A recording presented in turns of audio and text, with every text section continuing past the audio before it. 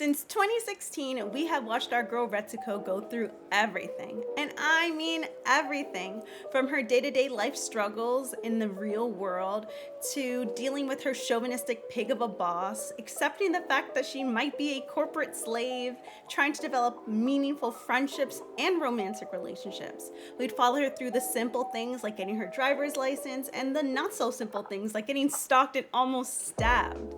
This series encompasses what it feels like to be a 20-something-year-old girl in the modern day. So it was very heartbreaking to find out that this 5th season would be the show's last.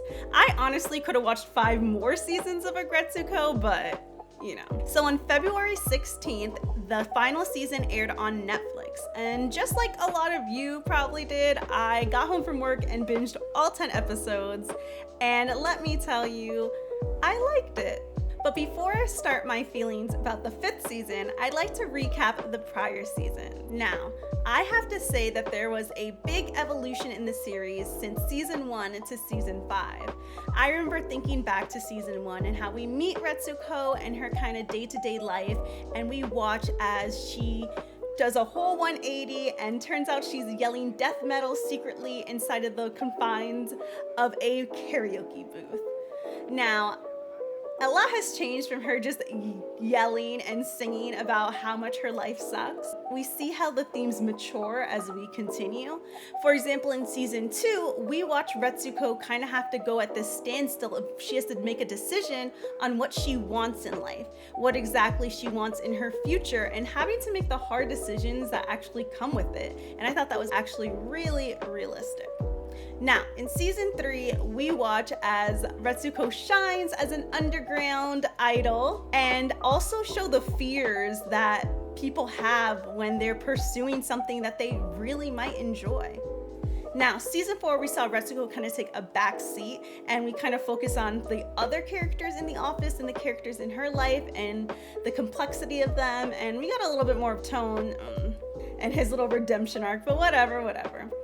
Now we bring ourselves to season 5, is mostly about Haida and his kind of character arc, which then leads into basically where the series was leading this entire time. We were leading to Retsuko finding purpose in her voice and her death metal and her rage, which we got to witness firsthand in season 5 on a huge scale.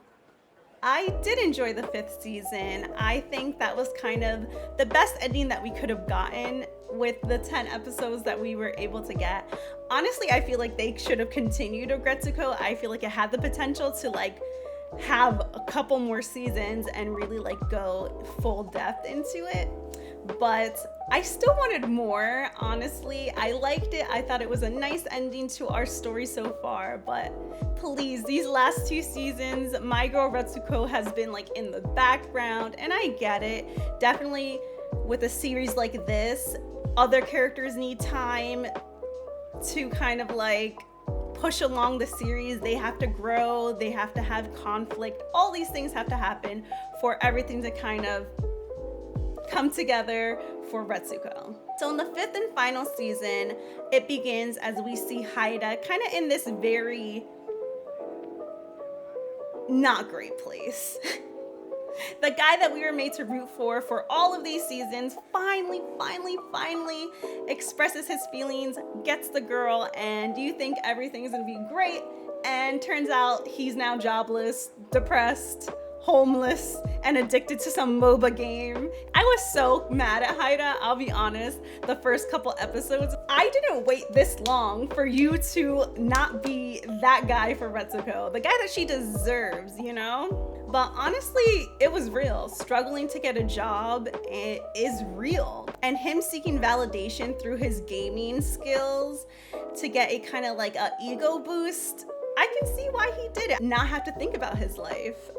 Even though spending that much money was such a stupid move. Now let's be real here. Haida comes from a place of privilege. We see him literally live rent-free until, of course, this unexpected thing happens and he's out in the streets and he doesn't have anyone that he can kind of stay with. So he ends up doing what a lot of people do, and it's living in an internet cafe or a game cafe. And I'd like to say that this kind of mirrors how easy kind of it is to get into poverty and how hard it is for you to get out of it. And we see this with Haida. We see him putting in the work, trying his best to kind of get out of this situation, but seeing how kind of hard it is. And when he sees and he envisions him still in that gaming cafe, the stress, the anxiety, the hopelessness, the absolute awful place that it was for him was such a low point. I thought that was important to show. Luckily, Haida made friends. He became friends with Shikibane and the construction guy that lives in the internet cafe, and they show him the ropes and they get him a job. They kind of give him this opportunity, even though honestly the person that kind of saved him from this situation was Retsuko. And some people don't have a Retsuko that he can go live with and get himself out of that situation, which we saw. There are some people that are in that internet cafe and will stay there. They don't have the support system that Haida does. And I think he's very lucky, and I think he acknowledges it. Who else was scared about this whole stupid Haida cheating, Shikibane, gamer girlfriend, e-girl, Discord mod type relationship?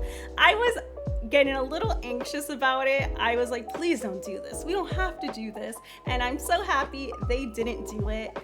I love they didn't take it that route. And even if they did, it was just for a smidge of time, and kind of just the misunderstanding didn't grow and go out of control. It was kind of smushed and smashed down in that episode. And I actually really like Shikibane, and we're gonna get more into her character later. After Haida gets out of that internet cafe, he moves in with Retsuko and things are peachy and great. But of course, they were not prepared to live together. They didn't make decisions, they didn't have any conversations. So of course, Haida annoyed the living out of Retsuko, even led to basically him meeting Retsuko's parents. Now, Daddy Retsuko is a man of few words, but his words be hitting, especially with this scene. The way I see it, everyone's ashamed of themselves at some point or another. It's just part of being alive. What's important is what you do next. So I shed a tear because I felt as if sometimes we feel like we don't know where life is going to take us, and the world can be very not understanding and turn its back on people who aren't the picture perfect image of productivity, 9 to 5, and doing that whole lifestyle. But I do have to say, the thing about Aggretsuko is it'll be silly funny, but some parts really hit deep and are really meaningful, which I think is the beauty and the reason why Aggretsuko was such a good show. So we got to actually meet Haida's family and kind of see that whole dynamic and how it was such a contrast from Retsuko's family. His family does not care about him. They think that he's a disappointment, that he's gonna ruin things. His dad is like this whole old school politician, and he has this little Nepo baby, which is the brother. And I hate the brother. The brother, this little scene, he thought he ate. He didn't. But in no time, Haida gets back on his feet. He gets this little job at the supermarket, which I was cute. I love the little old ladies at the supermarket. And he is pursuing his passions, and it felt like things were coming along. And end scene, right? That's the thing with Aggretsuko. I feel like I kind of have a feeling where the season's going, and it does like a complete turn halfway through, and I'm like, wow. And I guess that's the reason I love to watch it. I'm sure like a lot of people enjoy the show because like I don't know where we're going. So the fact that we end up in a huge scale politician battle was very surprising to me, but at the same time, it wasn't. Now, I didn't like the way that she was manipulated into this situation. I feel like that's a reoccurring theme, that these things kind of happen to Retsuko because she can't say no. And they did mention it, that she's such a people pleaser. And as a fellow people pleaser, power to you, girl, you were trying. I see you. I'll be honest, I was a little confused at where the season was going, but then it hit me, and it kind of popped in my head and I was like, this is it. This is where the series was planning to go. And you might be like, what? This show has always been highly political, let's be honest. Retsuko's death metal lyrics are pretty anti-capitalist and pretty intense. So if we think back to the prior seasons, when we meet Retsuko, her kind of struggle is that she had this anger, this rage inside of her, and she felt as if maybe people wouldn't take her seriously, or no one would listen, or it had to be something that she did in secret, like she couldn't let this out. She internalized all the things wrong in her life for other people's sake, or maybe her own sake, and then she literally exploded into death metal. And we even see, I think this was a very low-key important moment in this season, and it could be overlooked. It's when Retsuko says, I don't want to be angry anymore. I don't want to rage about the small stuff anymore. And I was like, okay, wow, Retsuko, this is a big change. And sometimes it's like the thing with growing up is you realize what the energy that you want to put out into the world, is it really worth it? This election was not a small thing. And for this season to be about letting the rage out, to be angry, to be unhappy with the way that society has been for so many years, and Retsuko gets to be the one who kind of is the voice for the people, for the generation. Retsuko's evolved so much from season 1, and we got to witness that. Now as we see her in season 5, we see all the change, all the struggle that she went through, and how we know now Retsuko has a voice that demands attention, a voice that can't be looked away from, a voice that literally what the younger generation needs in Japan. To go from feeling as if you didn't have a voice or your voice didn't really matter to realizing the purpose of the voice that you have and the power that you have in your voice and the power of how voices can literally change the world. Now, I wish someone looked at me the way that Haida looked at Retsuko in this scene, and we realized that Retsuko can be the voice for people that don't have a voice. And here Retsuko has an opportunity to be the voice for a younger generation that kind of felt the same way that she felt in the beginning of the series. And just like Shikabane, I feel like this is the whole purpose of even introducing her character, was for this exact moment. Haida even kind of says this quote, and I thought it was really deep, and it was the one that they were promised a meal, but they settled with the crumbs. And that's the reality that Shikabane and a lot of the younger generation feel like they are put in, that they, no matter what they say, there's no point. The system's been how it's been since before they were even born, before their grandma, grandpa, granddaddy, great-granddaddy were born.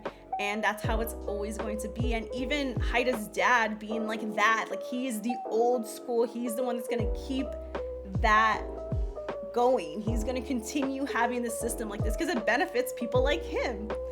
And I know why they introduced Shikabane's character. Shikabane's character is basically Retsuko's character in season 1. There's a mirror, and that is why this important scene is when she goes and visits Shikabane and gives her a microphone and lets her rage and gets her voice out. Now, just like Washimi and Gori to Retsuko, Retsuko becomes that person for Shikabane.